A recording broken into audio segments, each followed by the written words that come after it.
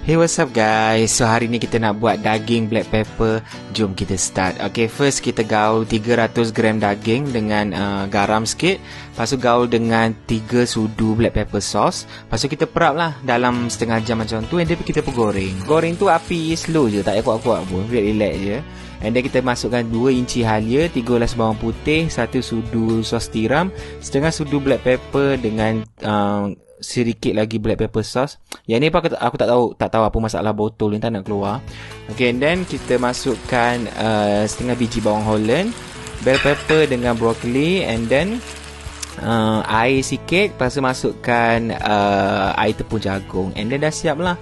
Yang ni kalau ada yang tanya, asyik daging je, tak ada benda lain ke? One by one lah. Ni aku dah, hari ni last menu daging.